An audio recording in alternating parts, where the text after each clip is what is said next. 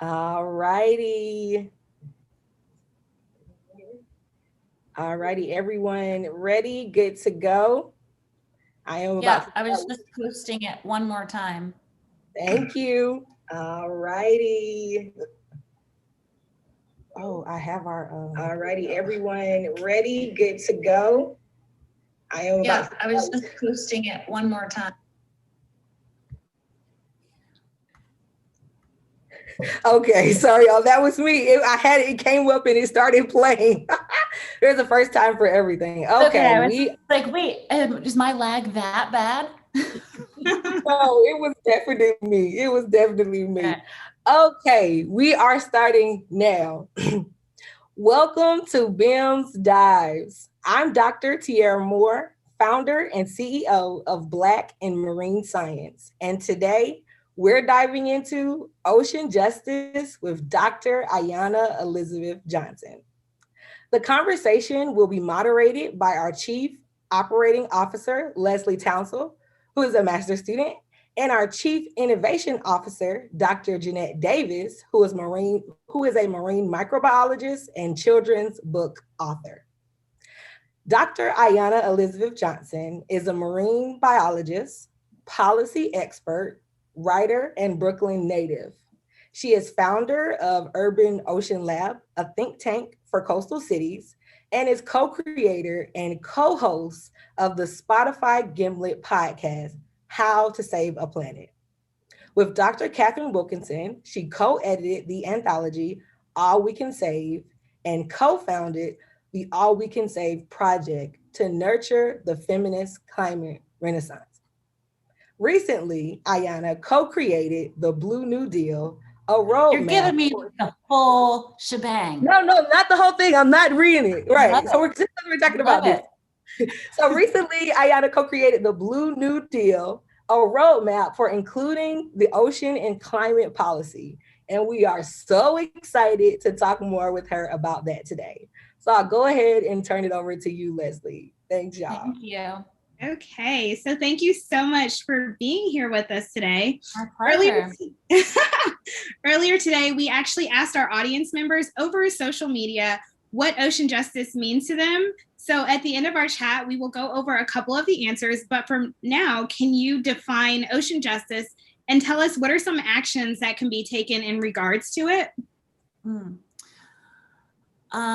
First, I want to say I'm stoked to be here with you two. I'm so glad that Black in Marine Science is a thing that exists. So thank you and congratulations. And I didn't realize how important visibility was until I became more visible and started hearing stories from people who told me that it made them feel like, oh, well, maybe I can do this. I always was never totally sure how much this like, you can't be what you can't see thing actually mattered until recently, because I just never saw it. So I just never expected it to be there. And I'm stubborn, so I just did it anyway. And I just always expected to be alone in the field as a Black woman, unless I was working in the Caribbean, let's say. So I'm just really proud of what you all are putting together. So gotta start there. This is dope. I'm digging the drip. You guys got the shirts, like it's all happening. So for me, ocean justice is the intersection between ocean conservation and social justice. Because when we think about social justice, I would say is like the biggest circle, right? About like how we think about equal rights, equal opportunity, like eliminating barriers and persecution and violence that's based on these demographics. And often we think about it as primarily race, but lots of other sort of areas of that as well, of course. And then sort of in my world, within that, there's like environmental justice, and then there's climate justice, and then there's ocean justice, which often gets left out of both environment and climate, let alone social justice. So for me, it's a term that reminds people that the ocean is a part of our climate system, our environment, and that we need to think about the people who whose jobs depend on the ocean, whose economies, whose cultures depend on the ocean when we think about ocean conservation and climate policy. Because if we don't deliberately include people at this point, they get left out. So the first decade of my career, when I was in graduate school, and then for 4 or 5 years after, I was working in the Caribbean, in Curacao, and Bonaire, and Montserrat, and Antigua, and Barbuda. And so for me, it was always really clear, the link, because you're living in the legacy of colonialism in Caribbean islands. You're seeing who has access to what ocean resources, who has access to which ocean careers, who the laws and policies are built to benefit. The fact that there's often more of an interest in taking care of wealthy tourism operators than local fishermen, right? Who's dealing with where are the sewage outflows? Where is the pollution being cleaned up and not, right? Like it is just like so many issues in our society, the burden is borne disproportionately by communities of color and by low-income communities. So for me, ocean justice is just a subset of the mashup of social and environmental justice topics. And it's basically one of the many ways I feel like my job is to raise my hand for the ocean in so many conversations. And this is another one of those. Yeah, I probably should have like a 5-word definition, but instead you get like a 5-minute ramble. Sorry, it's Friday night. That was a great answer. No, that was a great answer. And, I think you did a great job of kind of tying in that climate change piece, because when we think about climate, oftentimes people just think about the atmosphere, but it is the ocean that works together with the atmosphere. And when you think about Katrina, Hurricane Sandy, Harvey, Maria, you can go on. We see that oftentimes underserved communities are the most impacted demographic when it comes to climate change and social justice. Mm-hmm. So how can we better protect those communities specifically that are most vulnerable? That's one question. And then to further that, what are some of kind of like the immediate things you think could happen versus the longer term things to really get at protecting those most vulnerable communities? So this is a really hard and really large question, and it's a really important one. And it reminds me of the years that I spent working in Barbuda, this incredible island in the northeast corner of the Caribbean, part of Antigua and Barbuda. And the community has relied on the ocean for their food, for their jobs, for their culture for centuries. And it used to be a single plantation, the whole island. It's also the only really solid example that I've seen of reparations.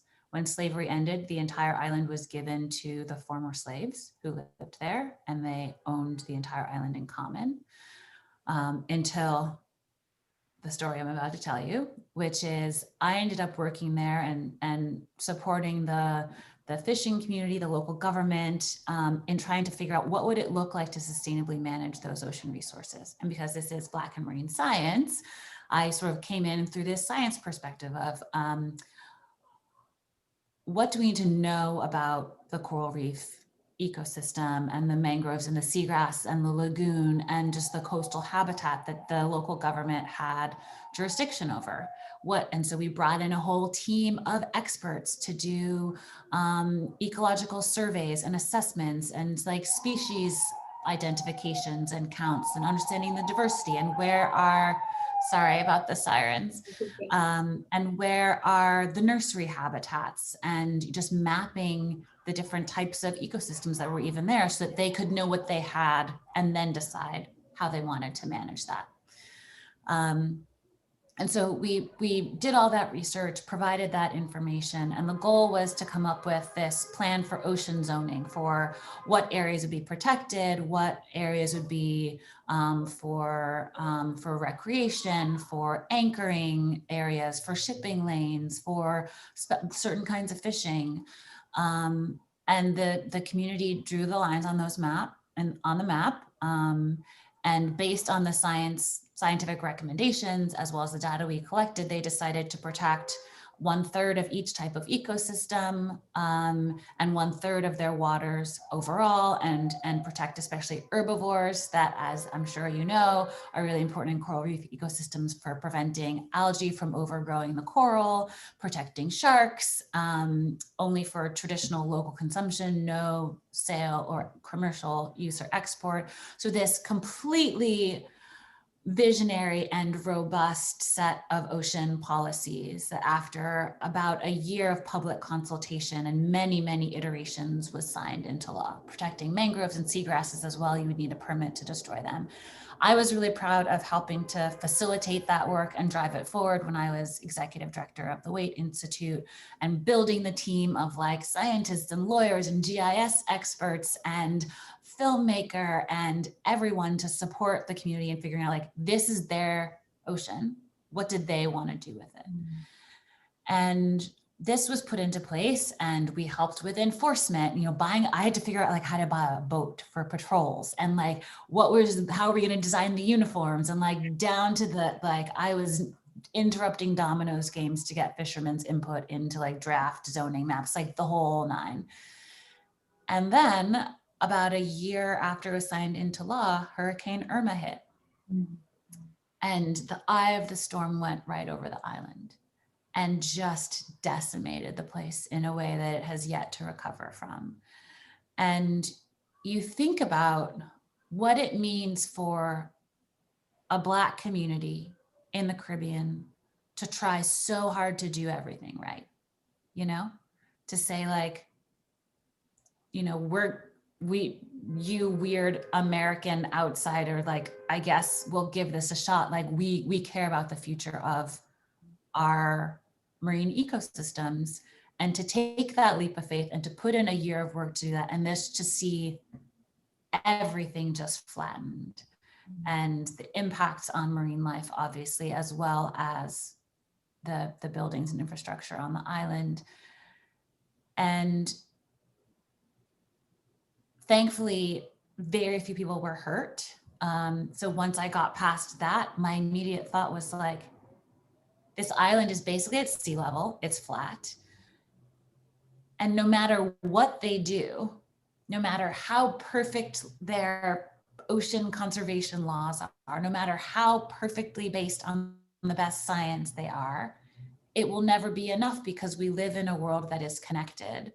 And it is not their fault that the ocean was so warm, that the storm was so strong, and that it moved so slowly. That is the fault of fossil fuel companies and all the politicians in their pockets. And that, to me, is one of the most heartbreaking examples of the injustice that comes along with climate change for coastal communities. And in the wake of that, what happened was a land grab.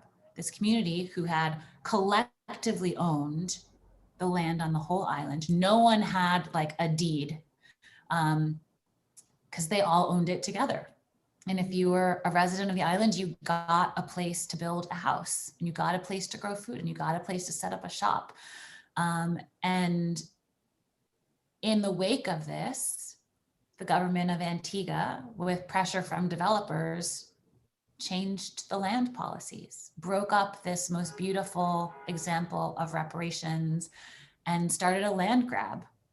And of all people, Robert De Niro is trying to build a Nobu resort called Paradise Found, which is like the most offensive sort of like Columbusing vibe you can imagine, and been trying to push it through for years. And the community was like, no, we don't want this here unless you're going to like have a small footprint, be really environmentally friendly, and employ local people. And they wouldn't agree to those terms. So they didn't want it. And then you had like the founder of Patron Tequila and Paul Mitchell Hair Products, another sort of like billionaire developer coming in and wanting to build a resort there and pushing the Antigua government to change the rules so that they can override the will of the people. And exploit their most pristine beaches and not employ anyone and dredge for yacht harbors and create airport strips that the local people can't use because it's a private airport and like all of this shit. And to me, this is like the ultimate example of how it can go wrong.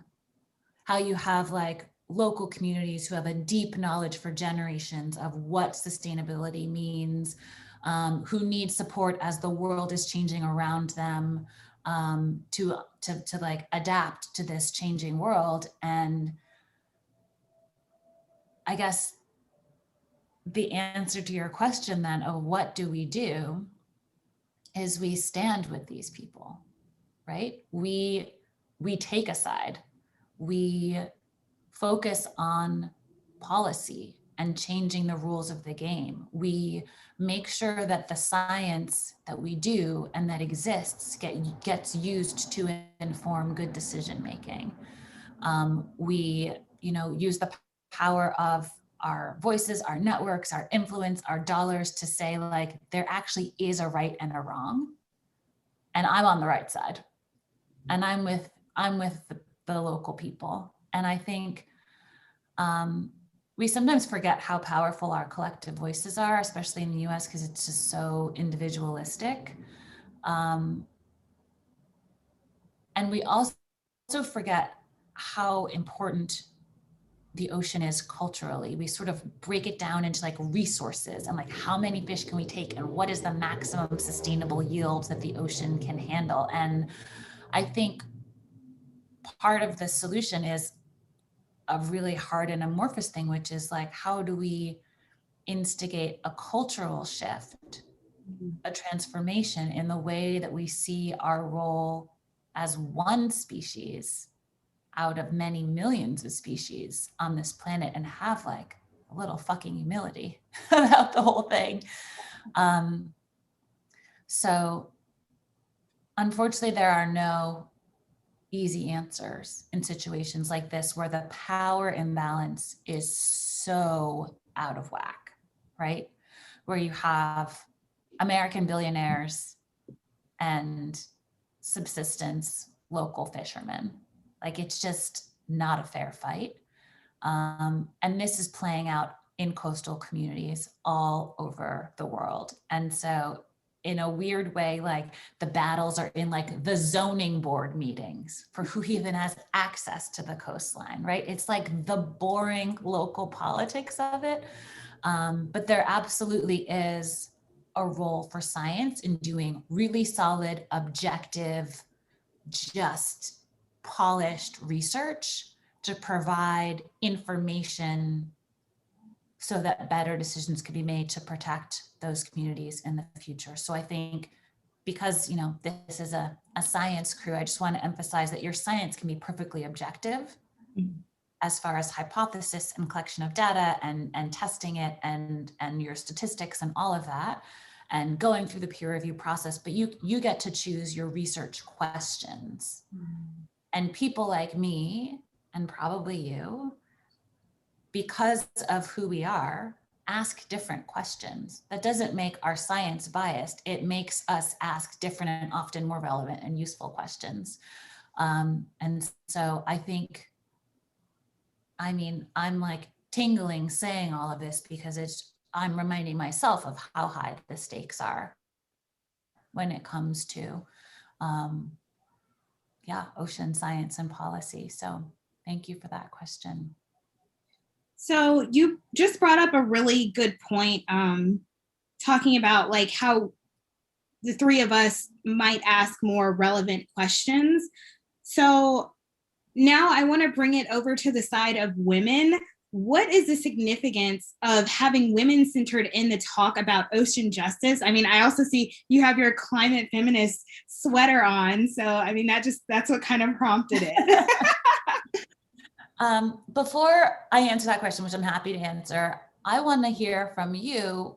What kind of science are you each doing? What questions have you been inspired to ask? So right now, I am currently studying the impacts of climate change on oyster aquaculture along the Georgia coast. So I'm doing a lot of like chemical oceanography, looking at alkalinity, salinity, temperature, pH, just those kind of metrics. And it's really important for me because those communities along the Georgia coast are predominantly Black communities, and the oyster aquaculture used to be huge in Georgia in the early 20th century, and now it's kind of fallen by the wayside. So for me, the importance of that is bringing back that oyster fishery for these oyster fishers who are predominantly Black in these predominantly Black communities. Yeah, that's a great question. And I would say for me, so currently, I am kind of at this intersection of ocean science and policy. I work in a federal agency. Prior to that, a lot of my research focused on marine microbiology. And I was essentially looking at marine microbes and their ability to produce interesting compounds that we can use for medicine. So I've always been interested in this intersection between ocean, respecting the ocean, and how by doing things sustainably, we can access the resources from the ocean. And one example that I would give when I was doing my research, I went to the University of Maryland, but all of my field work was in Hawaii, which was amazing. And I was studying this anti-cancer compound that had been discovered in a Hawaiian sea slug in the early 1990s. And, you know, when there's something interesting in the water, then, you know, big pharmaceuticals gets a hold of it, and they want to go and just basically collect as much as possible without really understanding, one, the actual ecosystem in the environment, but the people who depend on that ecosystem. So at one point, there was so much collecting of this particular species that it was on the decline. And as a marine microbiologist, my job was to say, hey, how can I better understand the bacteria that are associated with this organism in hopes of finding the true anti-cancer producer as opposed to the animal itself. And I remember going out to the community and doing some collection, but one thing that I did was get to know the members of that particular community. I remember having conversations with the local people. There was this one particular family that lived across the way from where I was doing my collection. And I just had a conversation with them, showed them like my permits, what I was ultimately trying to do.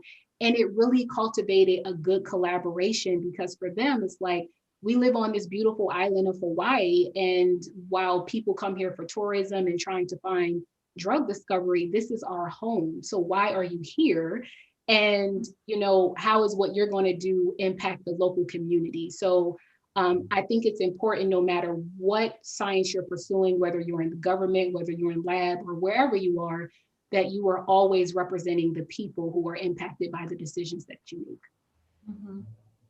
I'm so glad I asked. It's such a treat to hear about your research. And I think as much as I've always been driven by doing scientific studies that are directly useful for policymaking decisions, whether that's like types of fishing gear and how to reduce bycatch, or, you know, social science around, you know, behavioral economics of fishing communities, again, to like help shape policy. I think that we get to just enjoy nudibranchs too, right? Like, we don't have to save the world every day. We can like have the same sort of fascination with how incredible the ocean is, and be part of the research community that's trying to understand just like, how does it all work? Because I think as much as I'm one of these weirdos who got a PhD in marine biology specifically to go do policy and never then do another scientific study again, which is like a very unusual career plan. I wanted to understand the science really deeply so that I could interpret it for policy, and build that bridge from the science side, because a lot of people will build that bridge from the law side to policy, obviously.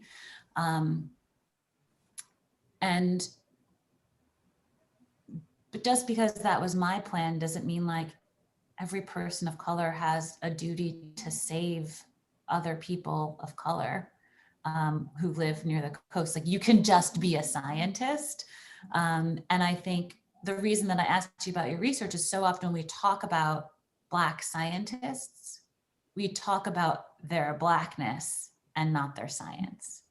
And I think we miss out on like the most interesting conversations, right? Because like Black History Month is all about, this is Ayana, she's a Black scientist. No one talks about my research.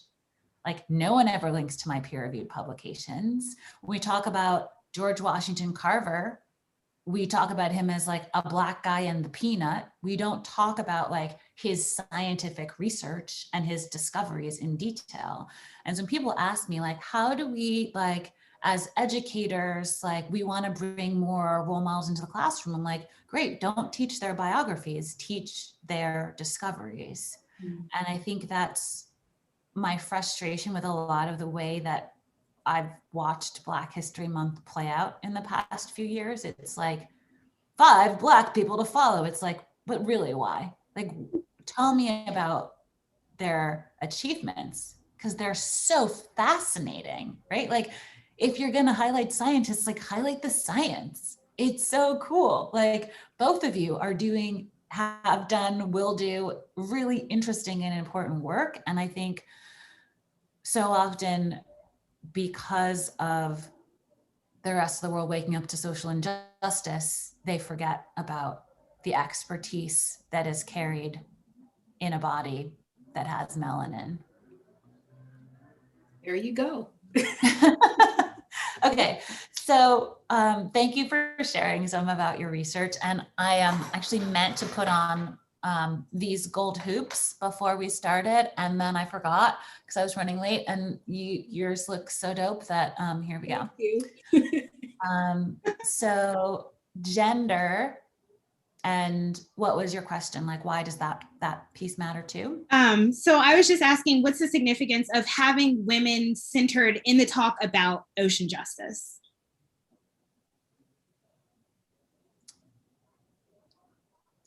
It's hard to have this conversation without devolving into stereotypes.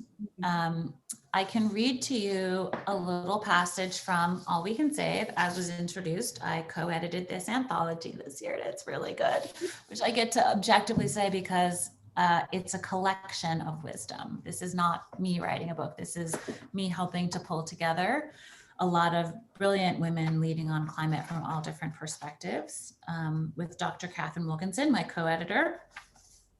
And in the beginning of the book, we summarize some of the social science that is the evidence for why gender equality matters in climate more generally. So if it's okay, I'll just read a few sentences of that. More than a problem of bias, suppressing the climate leadership and participation of women and girls, half the world's brain power and change-making might, sets us up for failure. Research shows that women have an edge over men when it comes to the planet. Caring about the environment and climate change and acting on that care, aversion to taking on outside risk or imposing it on others, something data indicates white men are particularly inclined to do. I'm just gonna pause there because this is a very important point, that like quantitatively white men take more risks that affect other people because of a history of things having worked out for them in the past. Mm-hmm. And that's fine when you're like playing jackass games with your friends and you're just gonna hurt yourself, but it's not fine when it's climate change or the future of the ocean. And this assumption that like things work out because they've always worked out for me is very dangerous when you're making decisions on behalf of humanity and the rest of the planet. Yeah.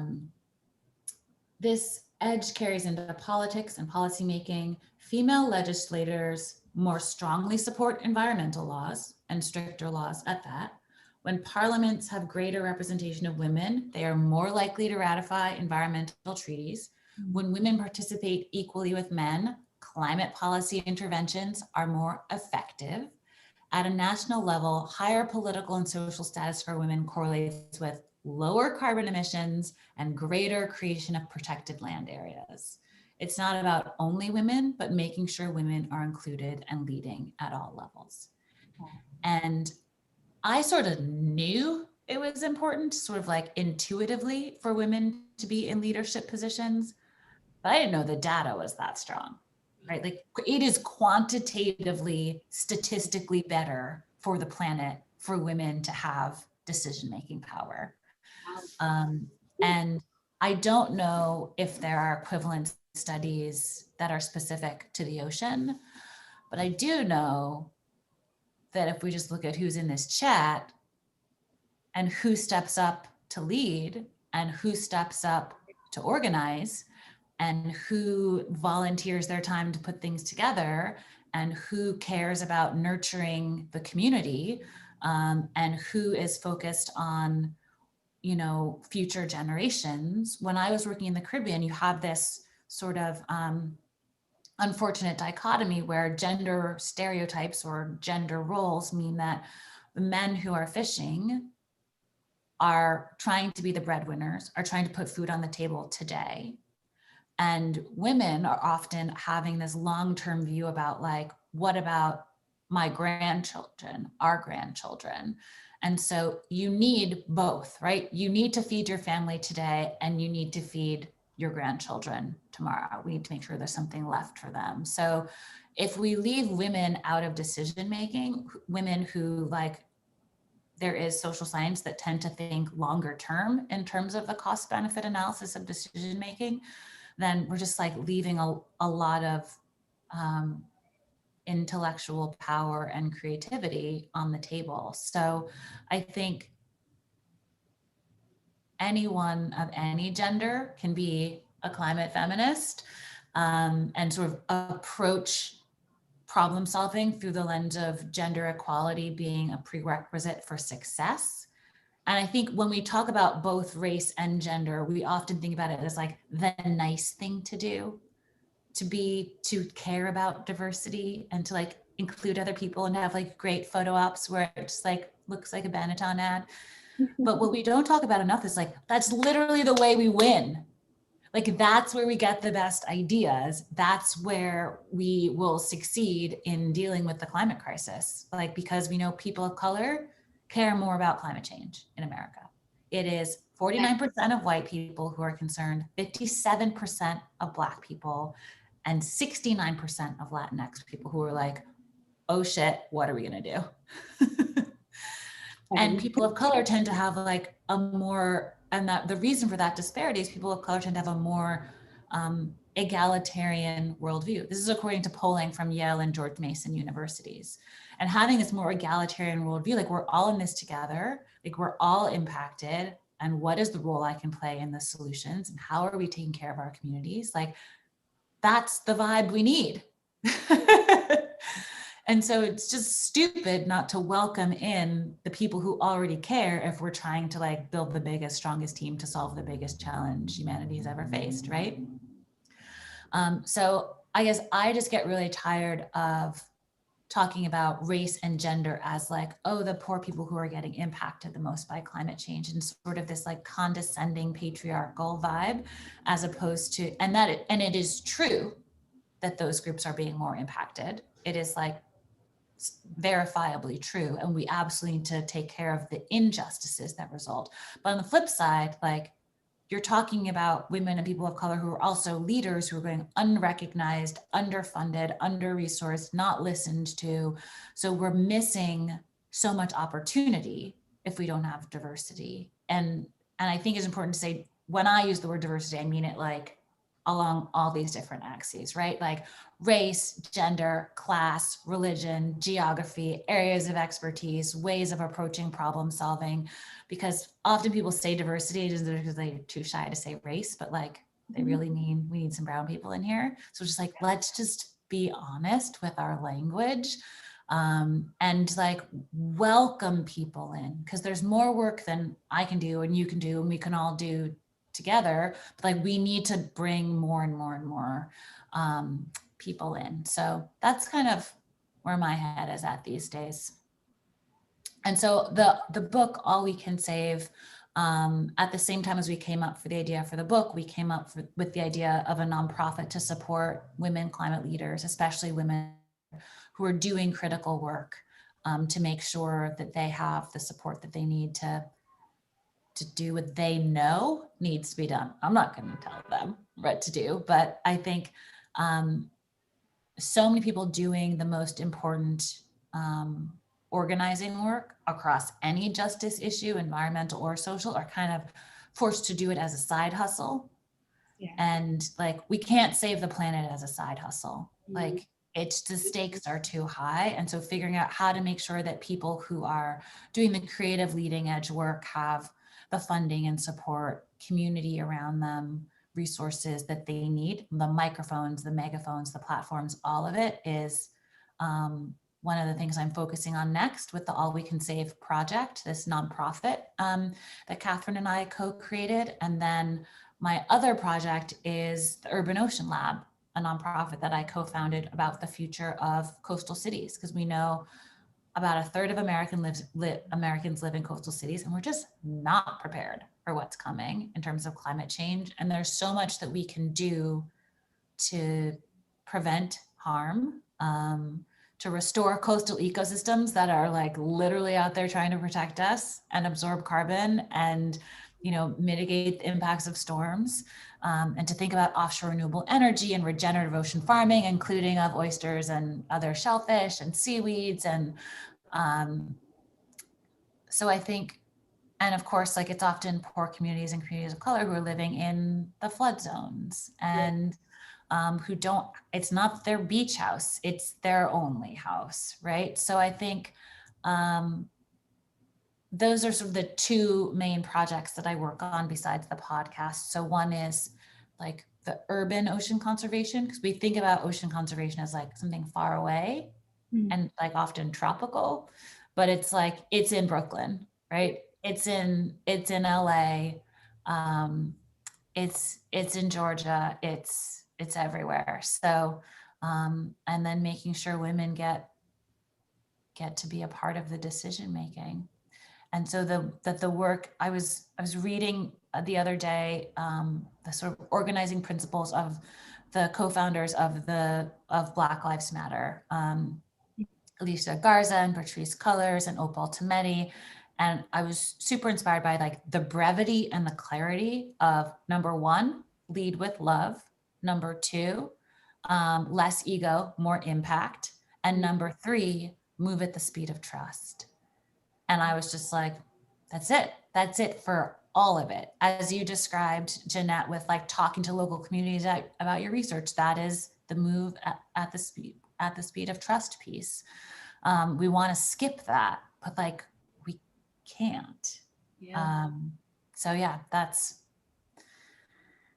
what I'm doing, and that's how it's all connecting in my head at the moment.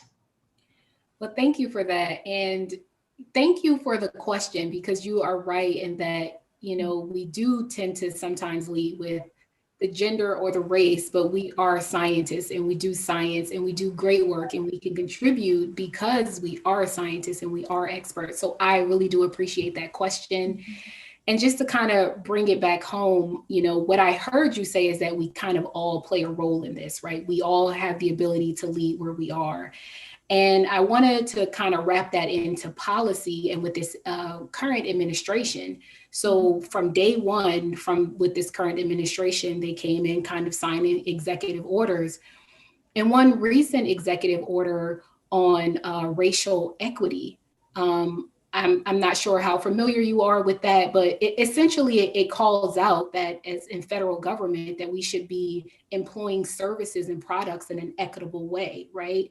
And so I was just wondering how you see this current administration playing into policy overall with the environment, from everything with the racial executive the racial executive order, as well as just rejoining the Paris Agreement.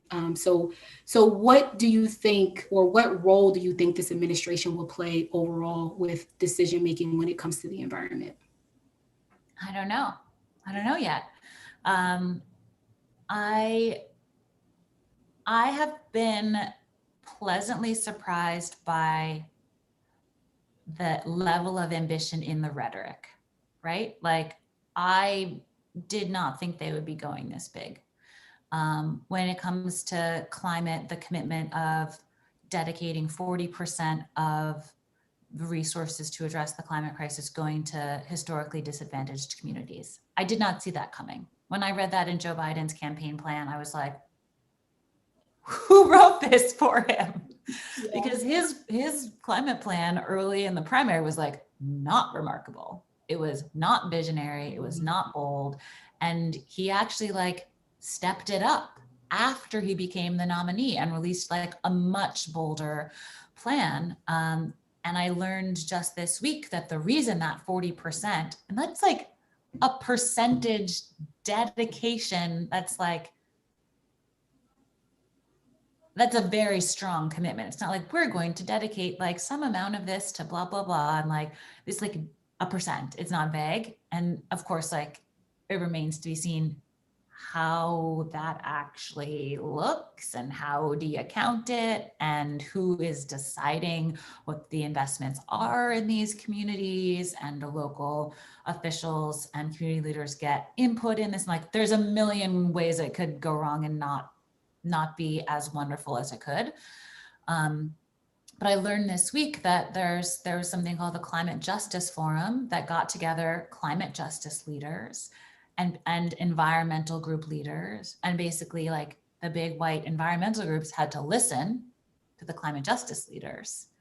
And over the course of a year or two, they came up with their policy priorities, and that 40% was one of the things on their list.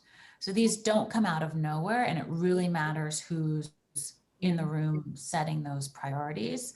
And so it's, people outside the federal government who are going to have to keep pushing and keep raising the bar and like holding them accountable for the commitments that they made on the campaign trail and even in the executive orders, because there's so much like mushy gray area about like what it actually means to follow through on all of this.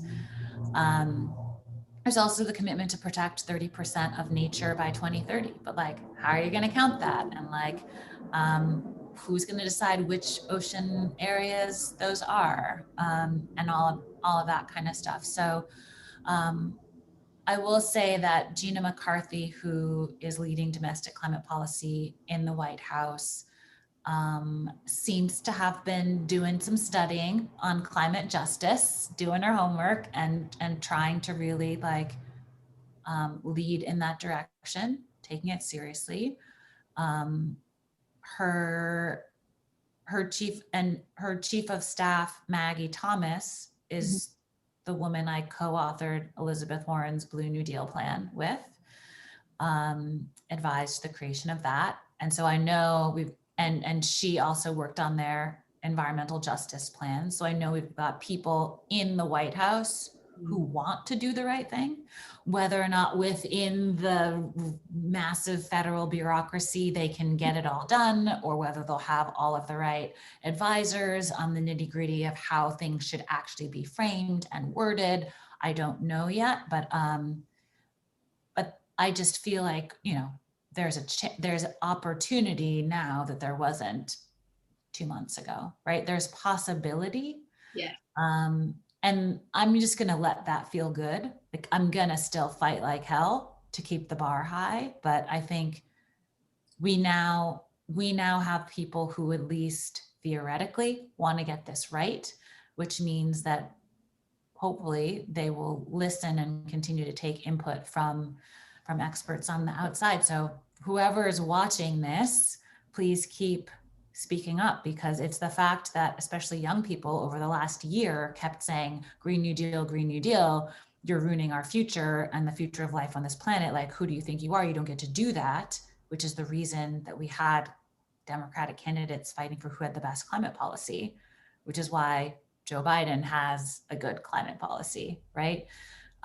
So it really does matter that we shift the status quo within culture, so that what we all expect from our political leaders is a lot more than they have been doing so far.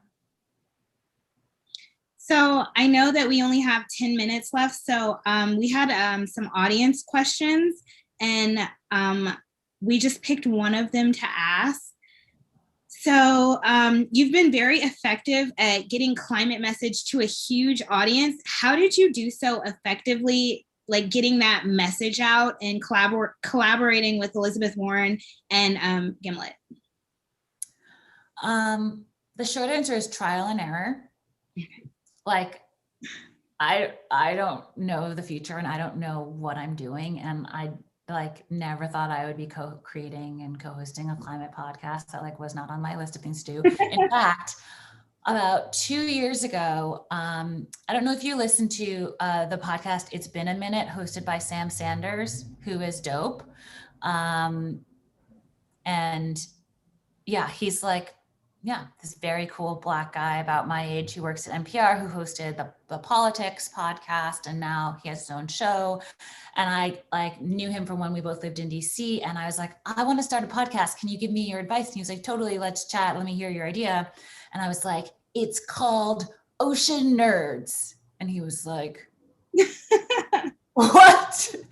I was like, it's an interview show, and I interview ocean nerds, but like all kinds of nerds, like submarine pilots and like tuna spearfishing divers and like tunicate experts and like it and like all of it. Like, isn't it amazing? Like, what's in the Mariana Trench? And he was like, I was like, and we go super deep in the weeds and we like define our terms so everyone can follow along, but like it's extremely specific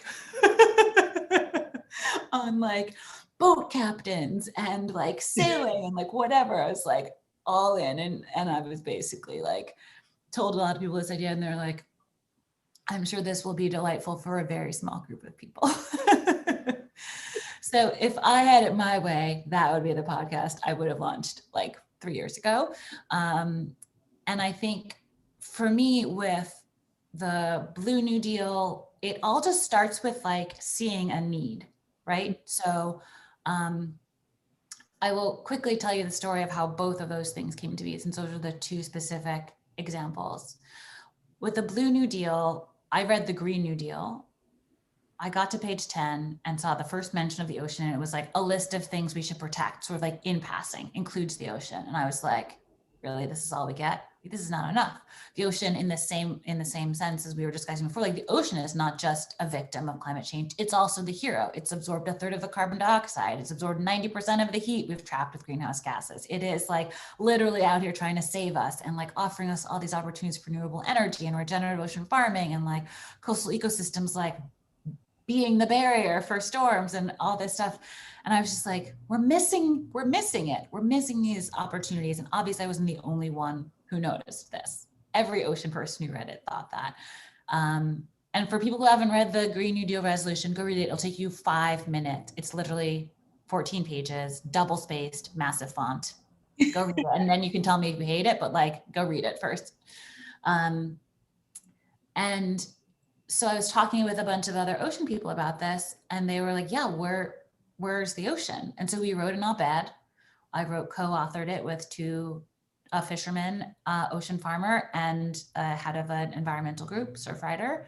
And we put our heads together and like, this is what it would look like to include the ocean in the Green New Deal. And it was called A Big Blue Gap in the Green New Deal. Mm-hmm. We published that, and that got the attention of a think tank, Data for Progress. And then we collaborated with them on a policy memo about especially the opportunity for blue jobs, like ocean economy, and published that. And there was some polling about people actually like supported doing more on oceans. And then Bren Smith, one of my co-authors for both of those things, recorded a video question to ask in the CNN climate town hall. And it just happened that Elizabeth Warren was the person who got the question, and he was like, Green New Deal, yeah, but like, what about those of us who make our living on the ocean? Would you consider a Blue New Deal? And she was like, that sounds like a great idea. I'm in. And then her staff was like, our boss just committed to a Blue New Deal on national television. Oh shit. And so then they called me and they're like, can you help us make this thing? Like, we have to do this now.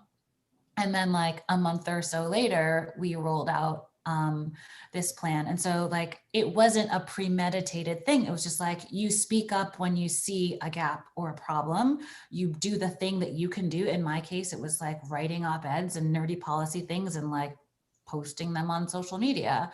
And Bren asked his question, and then I was called in to help. And then sort of like one thing led to another. And the Biden team has adopted some of those policy proposals into the work that they're doing. And so it's not a story of like a grand plan. It's like a story of seeing where you can be helpful and just stepping in. And of course, all of this work is unpaid on the side work. So that's not ideal, I guess, but that's the way so much of this important work happens. And then with Gimlet and Spotify and the podcast, I met my co-host at a dinner party, and Alex Bloomberg had sold the company to Spotify. He was thinking about what he wanted to do next. And I was like, what's your plan?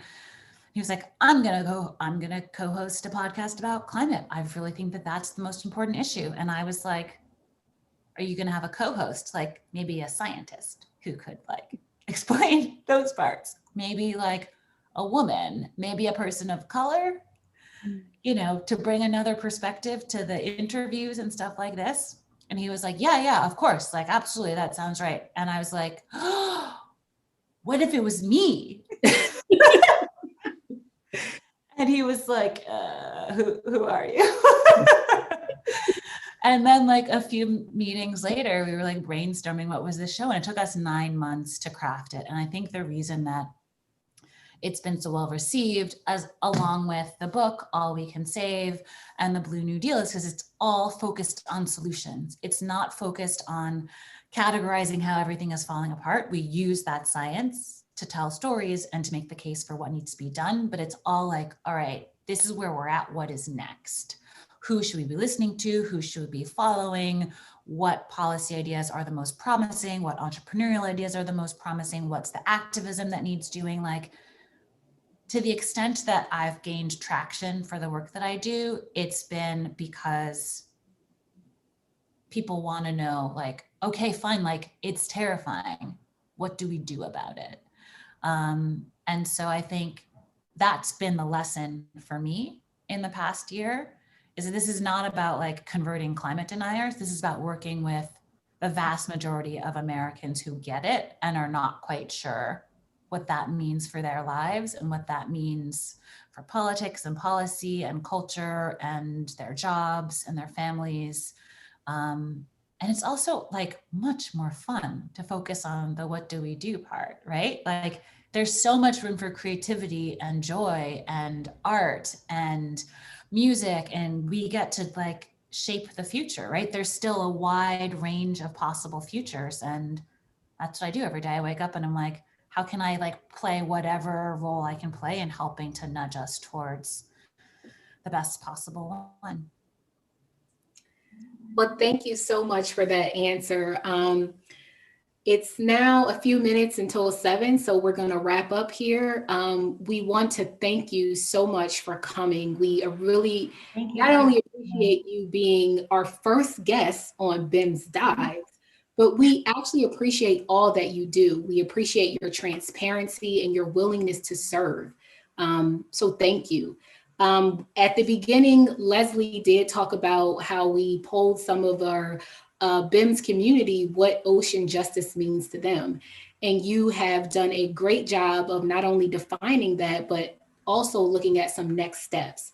So what we wanted to do to wrap up is just to quickly select a few definitions from our viewers. So one person defines ocean justice as giving the ocean the same chance to survive and thrive as I give myself. Another says, defined broadly, ocean justice is inland communities and also coastal communities, the freedom of both of those communities. And then lastly, I really like this one. I want to highlight this. It says, to me, ocean justice is when the protection of all that is righteous becomes as expansive and as fluid and flowing as the ocean herself.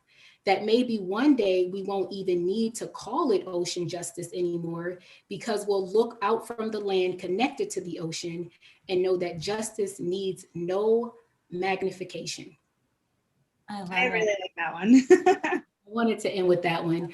But again, thank you so much for joining us today. Thank you for your transparency. Thank you for your journey. And thank you for being a great example. Thanks for all that you're doing, both of you.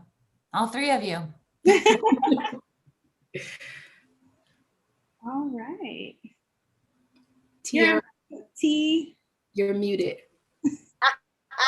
Of course, I was going to fumble with my closing. Thank y'all so much for tuning in to our first BIMS Dives. Make sure you follow, like, and subscribe, and then check all of us out here, and make sure you join us in our fight for racial and ocean justice, because the time is now. Have a great day, everybody. Bye, everyone. Bye.